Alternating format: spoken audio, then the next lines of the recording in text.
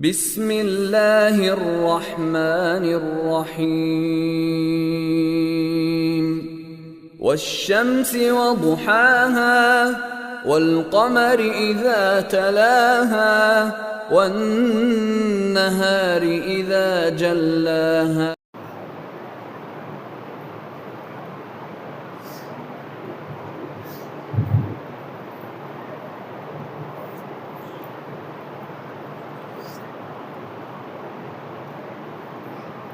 إن الحمد لله نحمده ونستعينه ونستغفره ونؤمن به ونتوكل عليه ونعوذ بالله من شرور أنفسنا ومن سيئات أعمالنا من يهده الله فلا مضل له ومن يضلل فلا هادي له أشهد أن لا إله إلا الله وحده لا شريك له وأشهد أن محمدا عبده ورسوله أما بعد فقد قال الله تعالى في القرآن الكريم والفرقان المجيد أعوذ بالله من الشيطان الرجيم بسم الله الرحمن الرحيم يا أيها الناس اتقوا ربكم الذي خلقكم من نفس واحدة وخلق منها زوجها وبث منهما رجالا كثيرا ونساء واتقوا الله الذي تسألون به والأرحام إن الله كان عليكم رقيبا يا أيها الذين آمنوا اتقوا الله حق تقاته ولا تموتن إلا وأنتم مسلمون السلام عليكم ورحمة الله وبركاته எல்லாம் அல்ல அல்லாஹுடைய நல்லடியார்களே, ஒவ்வொரு சமூகத்தின் வளர்ச்சிக்கு பின்னாலும் நிச்சயமாக ஏதாவது ஒரு தலைவர் இருப்பார்.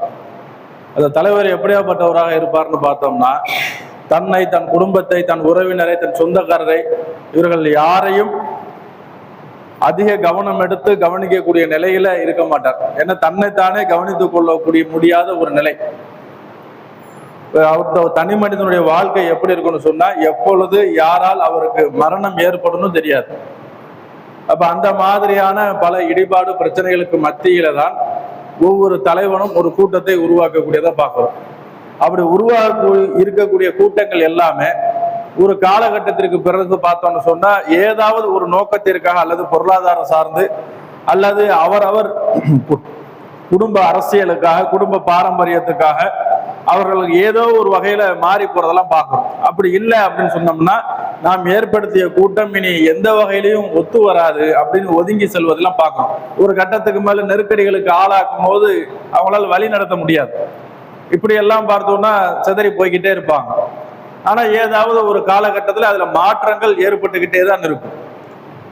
ஆனால் 1500 ஆண்டுகளுக்கு முன்னால் இந்த ஏகத்துவத்தை, இஸ்லாத்தை பரப்பிய முகமது நபி ஸல்லல்லாஹு அலைஹி வஸல்லம் அவர்கள் ஏற்படுத்திய இந்த கூட்டம் ஆண்டுகள் எத்தனையோ கடந்தாலும், குளறுபடிகள் எத்தனையோ வந்தாலும், எத்தனையோ தலைவர்கள் பலியானாலும், எவ்வளவு போர்க்களங்களை சந்தித்திருந்தாலும், எவ்வளவு ரத்தங்கள் சிந்தி இருந்தாலும், சொத்துக்கள் சூறையாடப்பட்டிருந்தாலும், கொண்ட கொள்கையிலும் ஈமானிலும் மாறாத மக்கள் அன்னையிலிருந்து இன்னைக்கு வரைக்கும் கடந்து வந்துகிட்டே தான் இருக்கு. காலங்கள் கடந்து போனாலும் அந்த கொண்ட கொள்கை, அதை உருவாக்கிய விதம், அடிப்படை என்ன அப்படின்னு பார்த்தோம்னா, அல்லாஹ்வுடைய தூதர் எல்லாத்துக்கும் சொன்னது, இந்த உலகம் என்பது நிரந்தரம் கிடையாது. மறுமை என்று ஒரு நிரந்தர வாழ்க்கை உண்டு. ஏற்படுத்திய கட்டமைப்புகள் பார்த்தோம்னு சொன்னா, சாதாரணமாக நீங்கள் ஒரு 3 மனிதர் இருந்தாலும் கூட அதிலே ஒரு மனிதரை நீங்கள் தலைவராக தேர்ந்தெடுத்துக் கொள்ளுங்கள், அமீராக தேர்ந்தெடுத்துக் கொள்ளுங்கள்ங்கிறாங்க. ஏன் அப்படின்னா, எல்லாருமே நல்லதுதான் விரும்புவோம், நல்லதுதான் நினைப்போம். ஆனாலும் அதுல வாக்குவாதம் மிகைத்து போய் எதை செய்யறதுன்னு தெரியாது. அப்ப தலைவர்னு ஒருத்தர் போடும் பொழுது நல்லதோ கெட்டதோ அந்த முடிவுக்கு கட்டுப்படும் பொழுது அந்த விஷயம் சீராக போகும். சாதாரணமாக குடும்ப விஷயங்களே பார்த்தோம்னா கூட, அது ஒரு முடிவு எடுக்கணும்னு சொன்னா அதுல பல சர்ச்சைகள் ஏற்படும். ஒரு கட்டத்துக்கு மேல அந்த குடும்ப தலைவராக இருக்கக்கூடியவர் அல்லது அவர் வெளிநாட்டுல இருப்பார், குடும்பத்தை நிர்வகிக்கக்கூடிய அந்த பெண்கள் ஏதாவது ஒரு முடிவெடுத்து இதை தவிர வேற வழியில செய்யுங்கும் பொழுது அது கட்டுப்பாட்டுல ஓடும். ஆளுக்கால ஒரு முடிவு, ஆளுக்கால ஒரு சிந்தனைன்னு சொன்னோம்னா அது செயல்படாது. அப்ப அந்த அடிப்படையில இவ்வளவு தூரம் இந்த மார்க்கத்தை நாம் பின்பற்றி இருக்கக்கூடிய காரணம் என்னன்னு சொன்னோம்னா, அல்லாஹ்வுடைய தூதர் ஏற்படுத்திய அந்த வழிமுறை. அந்த வழிமுறைகளை பின்பற்றும் பொழுது எண்ணற்ற பல சோதனைகள் எல்லாம் கடுமையாகத்தான் இருக்கும். எந்த அளவுக்கு இருக்கும்னு சொன்னா, அல்லாஹ்வுடைய தூதர் சொல்றாங்க, ஒரு மனிதன் அவன் உறுதிக்கேற்ப சோதிக்கப்படுவான். அவன் எந்த அளவுக்கு உறுதியா இருக்கானோ அந்த அளவுக்கு சோதிக்கப்படுவான். முதுகெலும்பு மாதிரி உறுதியாக இருந்தானா, இன்னைக்கு ஒட்டுமொத்த மனித இனமும் அவர்களால் ஒரு வேலையை செய்ய முடியுது, நிக்க முடியுதுன்னு சொன்னோம்னா இந்த முதுகெலும்புனாலதான். இதுல ஏதாவது கொஞ்சம் அடிபட்டுச்சுனாலும் முடியலன்னாலும் படுத்த படுக்கிறத எழுந்திரிச்சு நடக்க முடியாது. அப்போ ஒரு மனிதனுக்கு வாழ தேவையான அடிப்படை அவனை தூக்கி நிறுத்தக்கூடியது பார்த்தோம்னா முதுகெலும்பாக இருக்குது. அப்ப அந்த அளவுக்கு ஒருத்தன் இந்த மார்க்க விஷயத்துல ஈமான்ல உறுதியா இருக்கிறான்னு சொன்னா அவனது சோதனை கடுமையாக இருக்கும். நீ மார்க்கத்துல உறுதியா தான் இருக்க, சரியா தான் இருக்க, உனக்கு கஷ்டமே வந்துடாது அப்படின்னு கிடையாது. மார்க்கத்துல சரியா இருக்கிறதுனால அல்லாஹ் எல்லாத்தையும் அள்ளி அள்ளி கொட்டிடுவானா? கிடையாது. இன்னும் சொல்ல போனா இந்த பாலஸ்தீன மக்கள் மாதிரி நம்முடைய தேசத்து மக்கள் யாராவது அந்த சோதனையை அனுபவிச்சிருந்தோம்னா நிச்சயமா அந்த இடத்துல நின்றுக்க முடியாது. என்னைக்கோ அவன்கிட்ட எல்லாத்தையும் ஒப்படைச்சிட்டு ஓடி இருந்திருக்கும். அல்லாஹ் உறுதியானவர்களை தேர்ந்தெடுத்து கொண்டான். அதனால் அந்த சோதனையில் அவர்களும் வெற்றி அடைகிறார்கள். கண்ணு முன்னாடி பார்க்கிறோம், வீடுகள் எல்லாம் குண்டுகள் வச்சு தகர்க்கப்படுது. பெத்த பிள்ளைகள் கண்ணு முன்னாடியே கரி கரியாக செதறி போய் விழுவுது. அந்த அளவுக்கு கண்கூடாக பார்த்த பிறகும் கூட அந்த மார்க்கத்தில் அவர்கள் எல்லாரும் தடுமாற்றம் இல்லை. அவர்கள் உறுதி அதிகமாக அதிகமாக அல்லாஹ்வுடைய சோதனையும் அதிகமாகிக்கிட்டே தான் இருக்கு. நாம நினைக்கலாம் நம்முடைய பார்வையில நம்ம அல்லாஹ் இடத்துல கையேந்தி அவர்களுக்கு சிஃபத்தான ஒரு நிம்மதியான வாழ்க்கையெல்லாம் கேட்கிறோம். ஆனா அல்லாஹ்வுடைய பார்வையில இந்த உலகங்கிறது அற்பமானது. இங்க எவ்வளவு துன்பப்பட்டாலும், உயிர் அல்லாஹ்வுடைய பாதையில் எப்படி பிரிந்தாலும், வெட்டி செதறடிக்கப்பட்டாலும், குண்டுகளால் தூள் தூளாக ஆக்கப்பட்டாலும், அல்லாஹ்விடத்தில் எழுப்பப்படும் பொழுது அவர்கள் அத்தனை பேரும் ஷஹீதாக எழுப்பப்படுவார்கள். இப்ப நம்ம பார்வையில் நம்ம வருத்தப்பட்டாலும் அல்லாஹ்வுடைய பாதையில அல்லாஹ்வுடைய பார்வையில உயர்ந்த அந்தஸ்தை அவங்க அடைஞ்சுக்கிறாங்க. அப்ப அந்த மனிதர்கள் அந்த அளவுக்கு உறுதியாக இருப்பதனால் அல்லாஹ் அவர்களை தேர்ந்தெடுத்து கொண்டால் அந்த சோதனையை அவர்கள் அனுபவிக்கிறார்கள். அடுத்து பார்க்கிறோம், காலர்மைக்கு இல்லையா பாய் தொண்டே கவிட்டே இருக்கு. அவன் மார்க்கத்துல உறுதியற்றவனாக இருக்கிறான்னு சொன்னா அவனுடைய ஈமானுக்கு தகுந்த மாதிரி சோதனை இருக்கும். சோதனைங்கிறது ரொம்ப லேசா இருக்கும். ஆனா நம்ம பார்வையில எப்படி இருக்கிறோம்னு சொன்னா, ஒரு நல்ல ஈமான் தெரியாக இருப்பார், ஆனா நோயற்று கடுமையான சூழ்நிலையில பாதிக்கப்படுறார், அல்லது செல்வந்தராக இருந்து பொருளாதாரத்துல ரொம்ப இறங்கி போயிட்டார்னு சொன்னா நம்மளுடைய பேச்சு என்னவா தரமா இருக்கு? குறைஞ்சபட்சம் ஆறுதல் இல்ல, வாய மூடிக்கிட்டேயாவது போயிடணும். ஆனா எப்படி இருக்கிறோன்னு பார்த்தோம்னா அவன் நின்ற நிலைக்கு தான்ப்பா அப்படி இருக்கிறான். கொஞ்சம் நெஞ்ச ஆட்டமா ஆடுனா நல்லா அனுபவிக்கிறான். அவனுக்கு இதெல்லாம் பத்தாது. எத்தனை பேருடைய வாசாப்போ நாம நினைக்கிறோம்ல, அல்ஹம்துலில்லாஹ் எல்லா புகழும் அல்லாஹ்வுக்கே. யாரை அல்லாஹ் கண்ணியப்படுத்தணும்னு நினைக்கிறானோ, யாருடைய பாவத்தை ஒரே அடி அல்லாஹ் இங்கேயே தொடச்செறிய நினைக்கிறானோ அவர்களை அல்லாஹ் சோதிக்கிறான். அவர்களுக்கு நோயை கொடுத்து சோதிக்கிறான், அல்லது பொருளாதாரத்தை எடுத்து சோதிக்கிறான். எல்லா நிலையிலும் அவர் சகித்துக்கொள்ள அல்லாஹ் அவரை மேம்பட்ட மக்களாக மாத்துறான். இங்கதான வாழ்வு, மரணம், பொருளாதாரம், ஆடை, துணி, மணி எல்லாம். அல்லாஹ்வை பொறுத்த வரைக்கும் இதுக்கு மட்டும்தான் கேள்வி கணக்கு. இது சரியா இருந்துச்சுன்னா அங்க அவன் ஜெயிச்சிருவான். அப்ப நாம விளங்காதனால என்ன பண்றோம்னு சொன்னா எல்லாத்தையும் நம்ம பார்க்கக்கூடிய பார்வை வேற மாதிரி இருக்கு. அல்லாஹ்வுடைய தூதர் உருவாக்கியது அப்படி அல்ல. அடுத்து பார்க்கிறோம், ஒரு போர்க்களத்துக்கு அல்லாஹ்வுடைய தூதர் அனுப்புறாங்க. என்ன சொல்றாங்கன்னு சொன்னா, நாளைக்கு நான் ஒரு நபர் இடத்துல ஒரு கொடியை கொடுக்க இருக்கிறேன், அந்த கொடியை பெற்றுக்கொள்பவர் மறுமையில சொர்க்கத்துல என்னோடு சேர்ந்து இருப்பாருங்கிறாங்க. அல்லாஹ்வுடைய தூதர் உருவாக்குன விதங்கள்லாம் பாருங்க. அதனாலதான் இன்னைக்கு நீங்களும் நானும் பிற சமூக மக்கள் எவன் எப்படி கூட்டாலும் சரி, அரபு நாட்டு இறக்குமதினாலும் சரி, துலுக்க பயனாலும் சரி, முஸ்லீம் என்று சொன்னாலும் சரி, இஸ்லாமியர்கள் என்று சொன்னாலும் சரி, என்ன அவன் சொன்னாலும் அத்தனை பேருக்கும் உரித்தாக இருக்கிறோம்னு சொன்னா முந்தைய காலத்து சஹாபாக்களுடைய வாழ்க்கை முறை நம்மளை இந்த அடையாளத்துல உட்கார வைக்குது. அப்ப எந்த அளவுக்குன்னு சொன்னா, அல்லாஹ்வுடைய தூதர் இந்த கொடியை கொடுக்கிறவங்க சொர்க்கத்துல என்ன சேர்ந்து இருப்பாங்கன்னு உடனேயே உமர் ரலியல்லாஹு அன்ஹு சொல்றாங்க, நான் இதுவரைக்கும் எந்த பொறுப்புக்கும் ஆசைப்பட்டதே கிடையாது, எதையும் விரும்பினதே கிடையாது. ஆனா சொர்க்கத்துல என்னோட சேர்ந்து இருப்புன்னு அல்லாஹ்வுடைய தூதர் சொன்னாங்கல்ல, அதனால அந்த கொடி நாளைக்கு என் கையில கொடுக்கணும்னு நான் விருப்பப்பட்டேன். இரவு முழுக்க எனக்கு உறக்கமே வரலங்கிறாங்க. அபூபக்கர் ரலியல்லாஹு நான் அதையே நினைச்சேன் அப்படிங்கிறாங்க. அடுத்த நாளே அடைஞ்சிடுறாங்க. அடைஞ்ச பிறகு அல்லாஹ்வுடைய தூதர் கூப்பிடுறாங்க, யா அலி, அலி எங்கன்னு கேட்கிறாங்க. மக்கள் எல்லாம் இழுத்து வர்றாங்க, அவர்கிட்ட அந்த கொடியை கொடுக்குறாங்க, இந்தாங்க கொடுத்து போர்க்களத்துக்கு கிளம்பி போக சொல்றாங்க.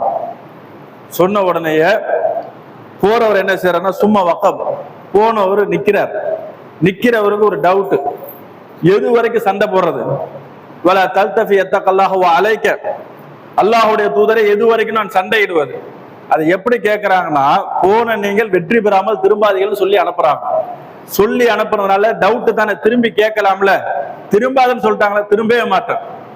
கொஞ்ச தூரம் தான் இருக்குது. நின்றவர் நின்ற நிலையிலே அப்படியே தான் கேட்கிறார், அல்லாஹ்வுடைய தூதரை எது வரைக்கும் நான் போர் செய்வது? திரும்பி பார்த்து கேட்கலாம், திரும்பல, சொன்ன வார்த்தைக்கு கட்டுப்பட்டாங்க.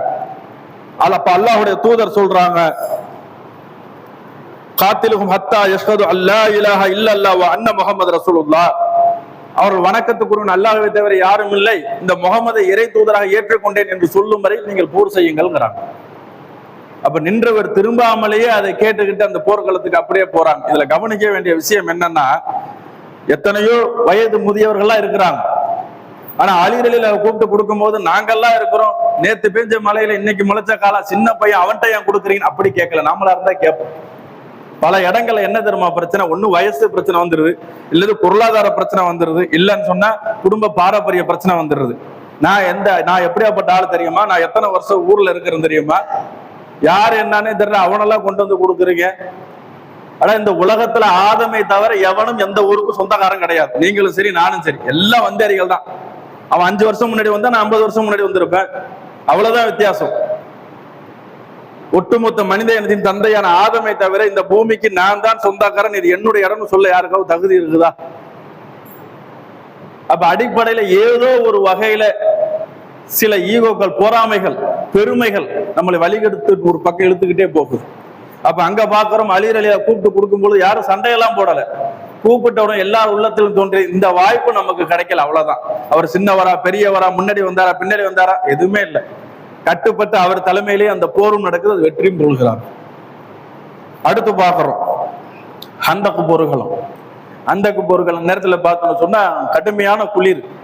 வெளிநாடு சென்றவங்களுக்கு குளிர் ஏற்படும் போதெல்லாம் உதறுதெல்லாம் வெடிச்சு போயிடும். எத்தனை கம்பளிகள் போட்டாலும் அந்த குளிரை அடக்கி கொள்ள முடியாது. அப்படியான ஒரு கடுமையான குளிர்.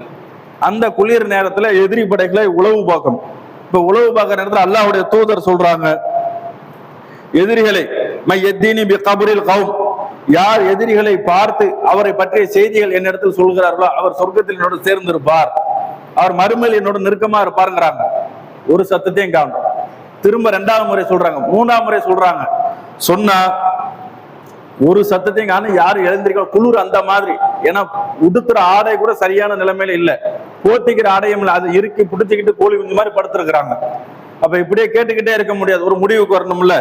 அப்ப அல்லாஹ்வுடைய தூதர் என்ன சொல்றாங்கன்னா, கும் ஹுதைஃபா, ஹுதைஃபாவே எழுந்திரீங்க, லா துத்திருமா அலைய, அங்க எதையும் நீங்கள் செஞ்சிடாதீங்க, என்ன நடக்குதுன்னு உளவு பார்த்துட்டு வாங்கங்கிறாங்க. அப்ப அந்த பனி பாறையில மெல்ல மெல்ல கடந்து போறாங்க. போனா அந்த படைக்கு தளபதி யாருன்னு பார்த்தோம்னா அபு சுஃபியான் தான். அன்றைய காலகட்டத்தில தலைவரை கொண்டுட்டா போர் முடிஞ்சிருச்சு, வெற்றி திட்ட. அப்ப போய் பாக்குறேன், ஹுதைஃபா ரலியல்லாஹு அபு சுஃபியான் தான் அங்க நெருப்புக்கு குளிர் காய்ச்சிக்கிட்டு இருக்கிறாரு. யாருமே இல்லை. ஒரு அம்பை எடுத்து நேரா அவர் அடிச்சா அவர் அதோட முடிஞ்சு போயிடும் கதை. அவ்வளவு வாய்ப்பு இருந்த போதும் ஹுதைஃபா ரலியல்லாஹு என்ன செய்யறாங்கன்னா, அல்லாஹ்வுடைய தூதர் எத்தனை பேர் என்னன்னு உளவுதான் பார்த்துட்டு வர சொன்னாங்க. அதனால அவரை கொல்லல, ஆளை பார்த்துட்டு வந்து செய்தியை சொல்றாங்க. அந்த ஆளை கொண்டுட்டா அதோட போர் முடிஞ்சு போயிடுச்சு. விடிஞ்சா காயப்பட தேவையில்லை, உடல் உறுப்புகள் சிதைவடைய வேண்டிய அவசியம் இல்லை. ஆனா அல்லாஹ்வுடைய தூதர் சொன்ன ஒரே ஒரு வார்த்தைக்கு போய் அங்க பார்த்துட்டு மட்டும் எதுவும் செய்யாதுன்னாங்கல்ல, அப்படியே கட்டுப்பட்டுக்கிட்டு வந்தாங்க, எதுவுமே செய்யல. அடுத்து பாக்குறோம், அடுத்து என்ன செய்யறாங்கன்னு சொன்னா, அபூதரோட ஒரு ஹிரா குகைக்கு போறாங்க. அல்லாஹ்வுடைய தூதர் ஒரு மலை உச்சிக்கு போறாங்க. அப்ப போகும்பொழுது என்ன செய்யறாங்கன்னா, யா அபாதர் மன் கான கியா அபாதர் ஹத்தா அர்ஜுன இலைக்கு, நான் இந்த மலைக்கு உச்சியில போறேன், நான் வர வரைக்கும் நீங்க இங்கேயே நில்லுங்க, வேற எதுவும் செஞ்சிடாதீங்கிறாங்க. நான் வர வரைக்கும் இங்கேயே நில்லுங்க, வேற எதுவும் செஞ்சிடாதீங்கிறாங்க. அல்லாஹ்வுடைய தூதர் போன உடனே ஒரு பெரும் சத்தம் ஒண்ணு கேட்குது. சத்தம் கேட்டோடனே போக முனைக்கிறவரு நிக்கிறார். என்ன காரணம்னா, அல்லாஹ்வுடைய தூதர் நிக்க சொல்லிட்டாங்கல்ல, அதனால நம்ம நின்று முனைப்பு காட்ட வேணா நிக்கிறார். அந்த சத்தம்லாம் முடிஞ்ச பிறகு அல்லாஹ்வுடைய தூதர் இறங்கி வர்றாங்க. இறங்கி வந்த பிறகு அபூதர், அல்லாஹ்வுடைய தூதர் பெரும் சத்தத்தை கேட்டனே, ஜிப்ரீல் வந்தார், பஷிர் உம்மத்தக்க, உங்களுடைய உம்மத்துக்கு ஒரு நற்செய்தி சொல்லிட்டு போறார், லா இலாஹ இல்லல்லாஹ் முஹம்மது ரசூலுல்லாஹ் என்று சொன்ன ஒரு மனிதரும் சொர்க்கத்தை அனுபவிக்காமல் இருக்க மாட்டார், நிச்சயமாக நரகத்திலிருந்து அவர் வெளியேற்றப்படாமல் இருக்க மாட்டார். தொழுகை வணக்கங்களை கூட குறைச்சலாக இருந்தாலும் கூட அல்லாஹ் ஒருத்தன்னா அல்லாஹ்வுடைய தூதரை தவிர யாரும் இல்லைன்னு உறுதியா எடுத்துக்கிறோம்ல, அந்த உள்ளத்தோடு இருக்கிறாங்கன்னு சொன்னா அவர் சொர்க்கத்தை அடையாம இருக்க மாட்டார், இந்த நற்செய்தியை சொல்லிட்டு போனார்னு சொல்லிட்டு அந்த செய்தியை சொல்றாங்க. இதுல கவனிக்க வேண்டிய விஷயங்கள்லாம் என்ன அப்படின்னு பார்த்தோம்னா, செய்திகள் எப்படி இருந்தாலும் அந்த தலைவர் சொன்ன வார்த்தைக்கு அல்லாஹ்வுடைய தூதரின் தோழர்கள் கட்டுப்பட்ட விதம், அந்த கட்டுப்பாட்டுடைய வெளிப்பாடு இன்னைக்கு உங்களையும் என்னையும் அந்த ஏகத்துவத்துல உட்கார வச்சிருக்கா இல்லையா? நம்மள இடத்துல பல நபர்கள் இடத்துல பாக்குறோம், இந்த கட்டுப்படுதலுங்கிறது சுத்தமா இருக்காது. சில நேரங்களில் மனமுரண்டத்தனமாகும், அல்லது முன்னாடி இருந்து சிரிச்சு சிரிச்சு பேசிட்டு பின்னாடி போய் அவரை பத்தியே பேசுறதும் ஏளனம் செய்யறதும். இது என்னன்னு சொன்னா அந்த யூனிட்டியை உடைக்க செய்யும், யூனிட்டிங்கிறதே இல்லாம போயிடும். இதுதான் பெரும் சிதைவுக்கு காரணம். சில ஆண்டு காலம், ஒரு 20-30 வருஷத்துக்கு முன்னாடி போயிட்டீங்கன்னு சொன்னா, நாம வாழ்ந்த இந்த ஊர்லயே நம்ம எப்படி இருந்தோம்? ஒரு தனி குடும்பமா இருப்போம், சுதந்திரத்துக்கு நமக்கு என்ன சம்பந்தம் இருப்போம், இது நம்முடைய தேசமான இருப்போம், இருக்க ஒரு வீடு 3 வேளை சோறு தின்றப்போ எதுவும் பிரச்சனையா, நமக்கு ஏன் ஒம்பு, இருக்கிற இடம் தெரியாம இருந்துட்டு இப்படித்தானே இந்த வாழ்க்கை இருந்துச்சு. எப்ப இதெல்லாம் மாற்றப்பட்டது? நீங்க எல்லாம் முஸ்லீம்கள், சுதந்திரத்துக்கு பெரும் பங்கு நீங்க உழைச்சிருக்கிறீங்க. ஆரம்ப காலத்துல இருந்து எல்லா நிலையிலையும் சுதந்திரத்துக்கு முன்பும் சரி பின்பும் சரி இந்த நாட்டுக்கும் தேசத்துக்கு ஏதாவது சொன்னா உங்களுடைய பங்களிப்பு அதிகமா இருக்குன்னு நம்மை நாமே அடையாளப்படுத்த பொழுதுதான் நாம யாரும் நமக்கே தெரியும். அதுக்கு முந்தைய காலம் வரைக்கும் நம்மளுடைய நிலைப்பாடு என்ன இருந்துச்சு? 10ஓட போதும் நாம இருந்துட்டு எல்லாம் இருக்கிறா, நாமளும் இருப்போம். பொருளாதாரம் பத்திலேயே வெளிநாடு ஓடிடுவோம். காலங்கள் எல்லாம் அப்படித்தானே ஓடிச்சு. அல்லாஹ்வுடைய தூதர் ஒரு ஹதீஸ் ஒண்ணு சொன்னாங்க, காலங்கள் செல்ல செல்ல அந்த நாட்கள் வரலன்னு நம்ம நினைக்கவே முடியல. என்ன அப்படின்னு பார்த்தோம்னா, யுசிக்கு அன்ததா ஆயி அலைக்குமுல் அமமும் மின் குல்லி உஃபிகின் கமா தத் ஆயில் அக்கலத்து அலா கஸ்தத்திகா.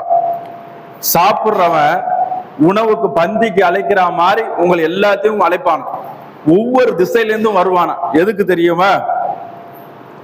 காலம் உங்கள் ஒவ்வொருத்தரையும் கொன்று குவித்திருவதற்காக வருவான். ஒவ்வொரு திசையிலிருந்தும் கொன்று குவிப்பதற்காகவே, முஸ்லிம்களை கொன்று குவிப்பதற்காகவே வருவானுவலாம், சாப்பிட்றவன் விருந்து கலைக்கிற மாதிரி. அப்ப அல்லாஹ் தோழர்கள் கேட்கிறாங்க, கால குல்நாயா ரசூல் அல்லா அமின் கில்லத்தின் மினா யௌமைதீன், அன்றைய தினம் நாங்கள் ரொம்ப குறைவா இருப்போமா கம்மியா இருப்போமா அப்படிங்கிறாங்க. இல்ல, அன்றைய தினம் நீங்கள் அதிகமாகவே இருப்பீர்கள் அப்படிங்கிறாங்க. சொல்லிட்டு அடுத்து சொல்றாங்க, ஃபகால அன்தும் யௌமைதின் கஸீருன், அந்நாளில் நீங்கள் பெரும்பான்மையாரே இருப்பீங்க, கம்மியால இருக்க மாட்டீங்க, அதிகமாவே இருப்பீங்க. இருந்தும் வலக்கின், ஆனால் தக்கூனுன்ன உசாயில், எனினும் வெள்ளத்தில் மிதந்து செல்லும் நுரையை மாதிரி நீங்க போய்கிட்டு இருப்பீங்க. திடீர்னு ஆத்து வெள்ளம் திறந்து விட்டோம்னா பத்த பத்தையா போய்கிட்டு இருக்கும், அடிச்சுக்கிட்டு போகும். அது மாதிரி நீங்க மிதந்து போய்கிட்டே இருப்பீங்கிறாங்க. இன்னைக்கு பார்க்கிறோம் சொன்ன வார்த்தைக்கு கொஞ்சமும் மாற்றம் இல்லாமல் சூடான்ல பார்த்தோம்னு சொன்னா 2 பேரும் முஸ்லிம் தலைவர்கள், 2 பேரும் முஸ்லிம் தலைவர்கள், இருவருக்கும் மத்தியில சண்டை. ஏன் சாவுறோன்னு இவனுக்கும் தெரியல, ஏன் சாவு அடிக்கிறோன்னு அவனுக்கும் தெரியல. மோசமான ஒரு மரணத்தை, கஷ்டத்தை அந்த மக்கள் அனுபவிச்சுக்கிட்டு இருக்கு. பாலஸ்தீனம் பார்த்தது ஒரு பக்கம்னு சொன்னா, இது அதை காட்டிலும் மோசமாக இருக்கு. உயிரோட குழியை தோண்டி பச்சிலம் பிள்ளைகள் தூக்கி அள்ளி போட்டு மண்ணை வச்சு மூடிட்டு போறான். ஒரு நபரை படுக்க வச்சு 2 பேர் காலை, இதெல்லாம் வர சினிமாவில தான் பார்த்திருப்போம், காலை பிடிச்சி 2 பேர் இழுத்து 2ஆ கிழிக்கிறான் உடம்ப. இந்த அளவுக்கு ஒரு மனிதன் இவ்வளவு அரக்கத்தனமாக போவானான்னு பார்த்தோம்னா சாத்தியமே இல்லாம இருக்கு. அடுத்தது பார்க்கிறோம், நம்முடைய நாடு எல்லா காலங்களும் மாதிரி அந்த அரசியல் நேரம் நெருங்க நெருங்க நெருங்க மதவாத பிரச்சனை திரும்ப தொடங்க ஆரம்பிச்சு. பசுவால கொலை, இனத்தால கொலை, மதத்தால கொலை.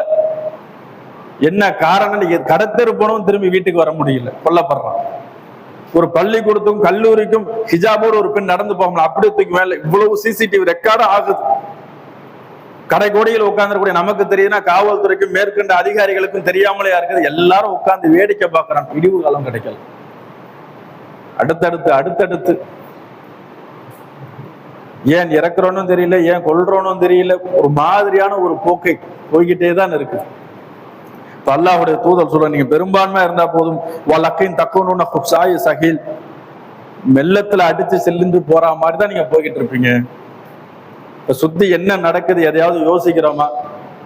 நம்முடைய கவலை எதுவாக இருக்குதுன்னு சொன்னா, தங்கம் 6 மாசம் முன்னாடி வரைக்கும் 6000 வித்துச்சு, இன்னைக்கு 12,000 ஆயிடுச்சு, 11,000 ஆயிடுச்சு. வாங்க முடியுமா முடியாதான்னு தெரியல. பிள்ளைக்கு போட்டு கட்டி கொடுக்க முடியுமா முடியாதான்னு தெரியல. என்ன செய்ய போறேன்னு தெரியல. அட, உன்னுடைய வாழ்வாதாரம் பாதிச்சுக்கிட்டு இருக்கு, நீயே வாழ்வியா வாழ மாட்டியான்னு தெரியல. காலங்கள் வேற மாதிரி போய்கிட்டு இருக்குது. இவன் தங்கம் வாங்குவோமா வாங்க மாட்டோமா? அடுத்து பாக்குறோம், ஒரு இனப்படுகொலை நடந்துகிட்டு இருக்குது, வீடியோ எடுத்துக்கிட்டு நிக்கிறான். கடல் நீரிலும் ஆத்து நீரிலும் உயிருக்கு போராடிக்கிட்டு இருக்கிறான், வீடியோ எடுத்துக்கிட்டு இருக்கிறான். அதை போய் தடுத்து நிப்பாட்டுவதற்கு உனக்கு மனசு வரல. சமூகம் போற போக்கு இருக்குது, ரொம்ப மோசமான ஒரு சூழ்நிலையில போய்கிட்டு இருக்கு. இருக்கக்கூடிய நீங்கள் உங்கள் பிள்ளைகளுக்கும் சந்ததிகளுக்கும் சொல்லி வழங்க, ஒரு தப்புனா தடு. இஸ்லாம் அதை தான் சொல்லுது. ஒரு அநியாயத்தை பாக்குறியா, கையை கொண்டு தடு. முடியலையா, உன் வாயை கொண்டு தடு. அதுவும் முடியல, அந்த இடத்த விட்டு விலகி போயிடுங்கிறான். இவன் மூணையுமே செய்ய மாட்டேங்கிறான். நாலாவது ஒண்ணு நின்று வேடிக்கை பார்க்கற, மொபைல்ல வீடியோ எடுத்துட்டு நிக்கிறான். உன் குடும்பத்துல ஒண்ணு அப்படி நடந்தா பாப்பியா நீனு? ஒரு அணுகுமுறை தெரியல. ஒரு காவல்துறை எப்படி அணுகிறது, ஒரு பொது பிரச்சனை போய் எப்படி கையாளுறது, எதுவுமே தெரியல. அப்ப இதை குறிச்சுதான் அல்லாஹ்வுடைய தூதர் சொல்றாங்க, நீ பெரும்பான்மையா தான் இருப்ப, ஆனாலும் ஆத்து வெள்ளத்துல அடிச்சுட்டு போற மாதிரி செத்து போய்கிட்டே இருப்ப, கொண்டுகிட்டே இருப்ப. என்ன அல்லாஹ்வுடைய தூதர காரணம்?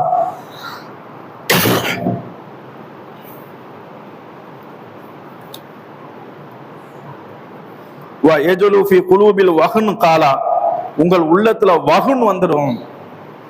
பொருளாதாரத்தை அதிகமாக விரும்புவதும் நீண்ட நாள் வாழணுங்கிற ஆசையும் உங்கள் உள்ளத்தில் வகுன் வந்துடும். அது உண்மைதான்.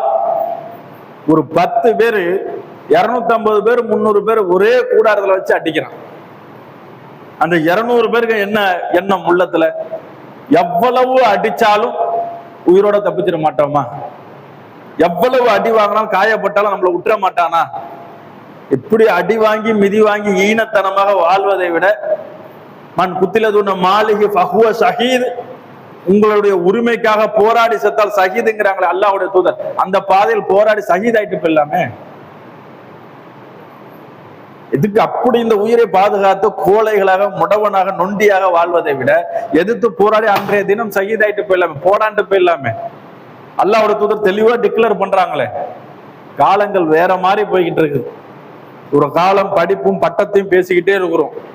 ஆனால் படிப்பும் பட்டமும் இருந்தாலும் உங்களை நீங்கள் திடமா வச்சுக்காத வரைக்கும் ஒன்றும் பண்ண முடியாது.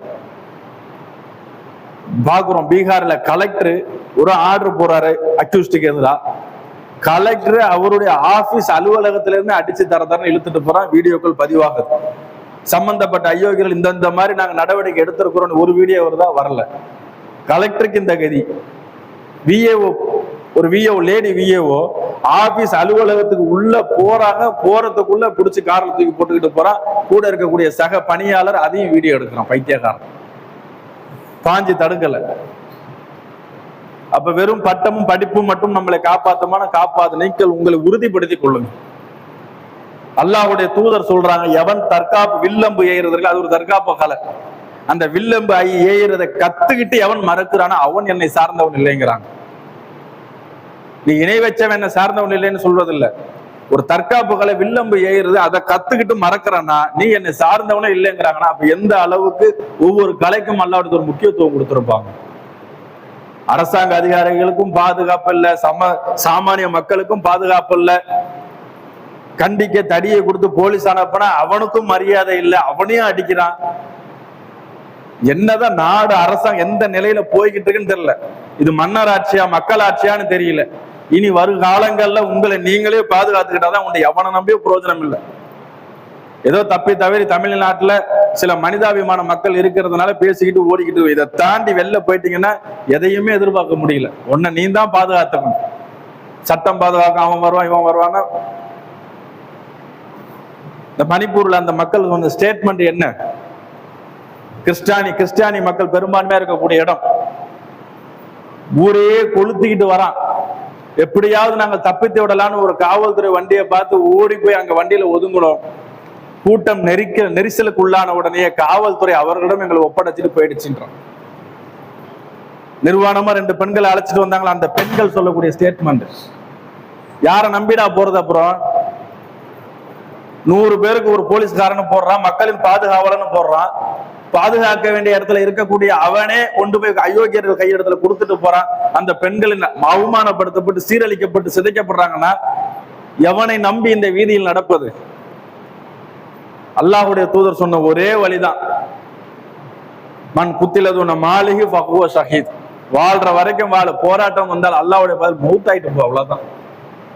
உயிரை கையில பிடிச்சிட்டு ஈனத்தனமா வாழணுங்கிற அவசியம் இல்லை. என்ன செஞ்சாலும் சாகதான் அடிக்க போறோம், விட போறது கிடையாது. வரலாறு எவ்வளவு செய்தியை பார்க்குறோம். எங்கேயாவது ஒரு இடத்துல விடுவிச்சு பார்த்துருக்குறோமா? மதரசாக்கள்ல இவன் அப்பா விட்டு சொத்தா பள்ளிவாசல் எல்லாம் சட்டத்தை நான் கோர்ட்டு உத்தரவு மீறி எங்களால எதுவுமே செய்ய முடியாது. இந்த அம்மா பட்டணம் 38 வீடுகள் இடிச்சு ஒரே மட்டமாக்கிட்டு போயிட்டான். என்னன்னா குளம் குட்டைகளாக இருந்துச்சு. அது கடலோர மாவட்டம், மழை தண்ணி பெஞ்சா வத்தி போயிடும். அங்க குளத்தை வெட்டி என்ன செய்ய போறீங்க நீங்க? வாழ வீடு வேணும்னு தான் அங்க 38 வீடுகளும் 50 வருஷம் தாண்டி இருக்கிறான். இதுக்கு அப்ரூவல் கொடுத்தவன், கையெழுத்து போட்டவன், அந்த அரசாங்க அதிகாரி மேல ஏதாவது நடவடிக்கை எடுத்தீங்களா? கேட்கும் போது ஏன்டா கொடுக்குற நீ? முதல்ல ஒரு வீடு கட்டி வாழ்ற சாதாரண விஷயமா? குடியிருக்கும் போதே மெத்த எல்லாத்தையும் தூக்கி எறிஞ்சு இடிச்சு தரமட்டம் ஆக்கிட்டு போயிட்டான். ஒண்ணும் பண்ண முடியல, வேடிக்கை தான் பாக்குறோம். ஏன் இந்த தஞ்சாவூர் பல்கலைக்கழகம் புறம்போக்கு இடத்துல கட்டப்பட்டது கோர்ட்டு உத்தரவு வந்து இடிக்க சொல்லியாச்சு, இடிச்சானா? என்ன அரசாங்கம் நிதி கேக்குதோ தரேன், கட்டடத்தை இடிக்க முடியாதுங்கிறான். அங்க ஒரு செங்கலையும் கலட்ட முடியல. இங்க சாமானிய மக்கள் 38 குடும்பங்கள் வாழுது, வீட்டை இடிச்சு தரமட்டம் ஆக்கிட்டு போறான். கேட்டா கோர்ட்டு உத்தரவு. அப்ப அது என்ன? பார்வை புரியுதா? மக்கள் ஆட்சிங்கிறான், சமநிலைங்கிறான், எல்லாத்துக்கும் ஒரே சட்டம் ஒரே நாடுங்கிறான். எங்க கடைபிடிக்கிறான்? இஸ்லாமியர்கள் இடத்துல மட்டும்தான் சட்டம் பாயுது, இஸ்லாமியர் இடத்துல மட்டும்தான் ஒழுங்கு நடவடிக்கைகள் எடுக்கப்படுது, ஏனைய இடங்கள்ல பாதுகாக்கப்படல. நீரோடைகளை நாங்கள் சீரமைக்கிறோம், இந்த மேல கவர்ல மழை தண்ணி ஓடாடாம பல இடங்கள்ல தண்ணி தேங்கி தேங்கி நிக்குது. தனி மனித வழக்கு அடிப்படை எல்லாத்தையும் சீர் செய்ய வேண்டியதானே? பள்ளிவாசல் மண்டபத்தை அடிச்சான், பல 50-60 வருஷமா நடந்த மதரசாக்கள் அடிச்சான், 3 அடி வாய்க்காலுக்கு காம்பவுண்ட் சுவரை தட்டி விட்டு வழியை ஏற்படுத்த முடியல. அரசாங்க அதிகாரிகள் வேடிக்கை பார்த்துக்கிட்டு தான் இருக்கிறான். எவனை நம்பியும் புரோஜனம் இல்லை. அதுதான் திரும்ப திரும்ப நாம் சொல்ல வேண்டியது. வாழும் நாட்கள் எத்தனை நாள்னு தெரியாது, ஆனால் மரணிக்க போன்ற பொழுது எவர் இங்கு வந்துருக்கூடிய அத்தனை பேரும் எப்பொழுது நாம் மரணத்தை தழுவினாலும் படைத்தவனின் திருப்தியை நாடி மரணத்தை தழுவும். அல்லாஹுடைய தூதர் எதை வழிகாட்டுதலாக ஏற்படுத்தாலும் அதை கொண்டு மரணத்தை தழுவும். இன்னும் பத்தாததுக்கு நம்ம மக்கள் வேற, வெளியில எதிரி ஒரு பக்கம்னா இவனும் அதுக்கு மேல. எவ்வளவு பெரிய சுன்னத்து ஜமாத்துங்கிற எவ்வளவு பெரிய கட்டமைப்பு. அந்த அம்மாப்பட்டம் 38 வீடுகளை இடிக்கிறாங்களே, மையத்து கொண்டு போய் அடக்கம் பண்ண போனா, நபி வழி அடிப்படையில் மையத்தை அடக்கம் பண்ணா தடுக்கிறதுக்கு ஊரே சேர்ந்து நிக்கிறான். உன் வாழ்வாதாரத்தை அளிக்கிறான், அத்தனை பேர் சேர்ந்து நின்று இருக்க வேணாம்? 10 லட்சம் ஓட்டு உள்ள இடம் அது. ஒரு 50,000 பேர் நின்றாலே அதுக்கு ஒரு விடிவு காலம் பிறந்திருக்கு. அத்தனையும் இடிக்க விட்டு வேடிக்கை பார்க்க எதுக்கு ஜமாத்து? என்னத்துக்கு கட்டம்? நீ ஏபிசிடி எந்த எழுத்த வேண்டாலும் வச்சுட்டு போ. மக்களுக்கு பயன்படாத, நமக்கு நடக்கக்கூடிய அநியாயத்தை தடுக்காத அந்த கட்டமைப்புகள் எதுக்கு அப்புறம்? அல்லாஹ் பாதுகாக்கணும். கண்ணியமிக்க சகோதரர்களே, திரும்ப திரும்ப வலியுறுத்தக்கூடிய விஷயம் என்னவென்று சொன்னால், நம்மை நாம தான் பாதுகாத்துக் கொள்ள வேண்டும். முடிந்த அளவுக்கு சட்டங்களை எல்லாம் சரியான முறையில படிங்கள். மார்க்கத்தை இயன்ற அளவுக்கு தெரிஞ்சுக்க முயற்சி. நாம் ஏன், எதுக்காக வந்தோம், எதுக்காக படைக்கப்பட்டோம், எதுக்காக வாழ்கின்றோம், மரணத்திற்கு பின்னால் நமக்கு என்ன, இதெல்லாம் நீங்க நினைச்சு பார்த்தாதான் இந்த உள்ளம் உறுதிப்படும். நீங்கள் மார்க்கம் இல்லாம இந்த உலக மோகத்தை மட்டுமே கொண்டு போனீங்கன்னு சொன்னா இந்த நிலையற்ற வாழ்க்கையில நாமும் தடுமாறி போய் தான் நிக்கணும். அத்தகைய நிலையிலிருந்து அல்லாஹ் என்னையும் உங்களையும் பாதுகாக்க வேண்டும் என்று கூறி இந்த முதல் உரையை நிறைவு செய்கிறேன்.